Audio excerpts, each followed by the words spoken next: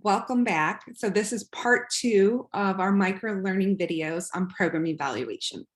So now that you know what program evaluation is and why it's critical that your organization is doing it, let's talk about outputs versus outcomes. When I arrived in Baton Rouge in 2013 for the Arts Council of Greater Baton Rouge, I noticed reviewing grant applications that a lot of our organizations did not understand the difference between an output and an outcome. So let's define those two and talk about why they are different and why one is actually way more important.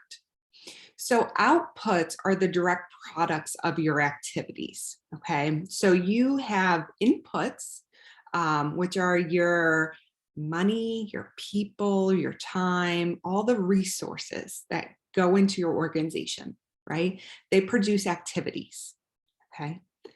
So that might be your after school program. That might be your art camp, okay? Then you have outputs, okay? So maybe you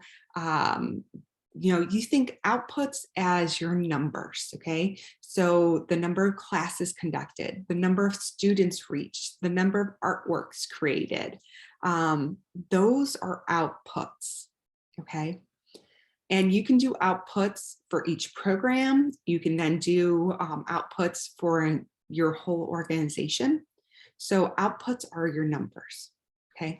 Your outputs are part of what we call a logic model, okay? And if you haven't read the blog posts that go along with these micro learning videos, I really encourage you to do that so you can learn about logic models if you're not familiar with those.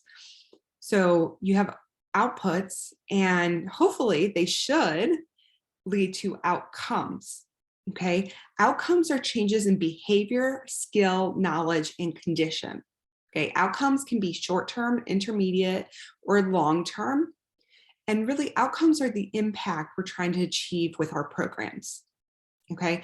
So outputs are numbers, outcomes are the changes, right? The improvement, the impact. That's really what we want, right, from our programs, because we can serve thousands, hundreds and thousands of people and children, but what if they don't get anything from our programs?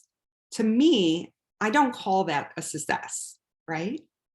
So when we're doing program evaluation, what we're really trying to measure are the outcomes. Are we actually reaching our outcomes?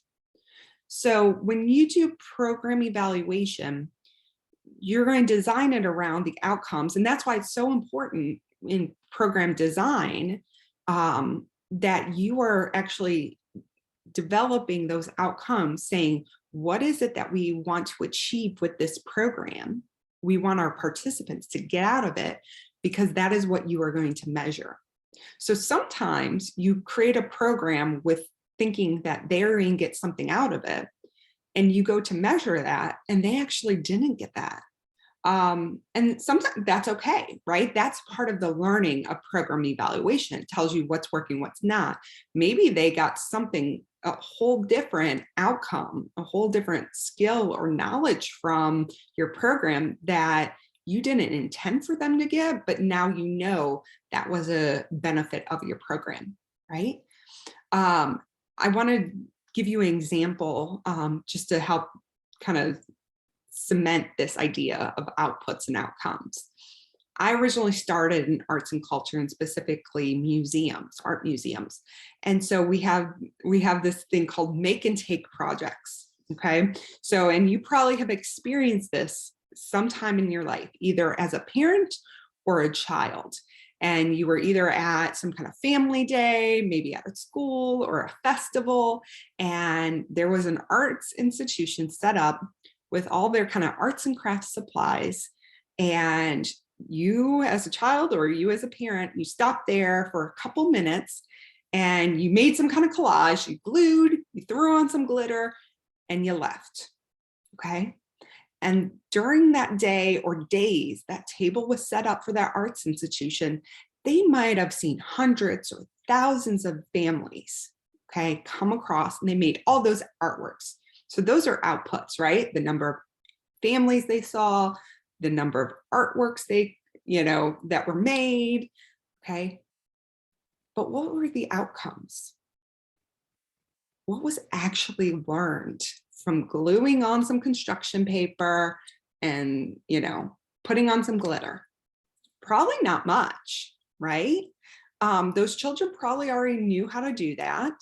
Things were probably already pre-cut, so they weren't even learning how to use scissors for the first time. They probably didn't learn any colors or shapes or names of artists. They probably didn't even look at an original piece of art. So the outcomes were really low, maybe even non-existent. We call those make and take projects, right? Make them, you take them, and you go. Those projects may have landed on the ground, maybe in the trash, maybe they got up on a refrigerator, right?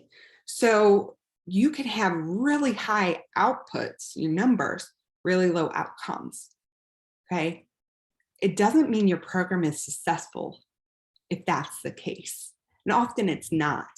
So what we want to do is always balance, right? We want to balance how many students are coming through our programs to achieve the outcomes we are seeking, okay? So those are outputs versus outcomes. And we are, with program evaluation, we're trying to measure outcomes, okay? One resource I want to quickly mention is the Urban Institute Outcome Indicators Project, because if you haven't thought about outcomes before, you might say, I don't have the language to define what an outcome is, right? So it's okay, because like I said, there are resources. So the Urban Institute actually did a taxonomy of outcomes and performance indicators for 14 specific program areas, including youth tutoring and youth mentoring and a ton of others. So there's links in the blog post. Go and check those out. I still reference back to those because they're so amazing. And go and dive into that blog post and the other resources that are linked there. And join me for the third micro learning video, where I'll talk about how does a team within an organization come together actually to determine what program evaluation looks like. Whether it's your education and program managers, maybe your grant writer or your fundraiser. So we'll talk about who's in charge of what, and I'll bring some of my experience to that. So thank you for joining me, and we'll see you on the third video.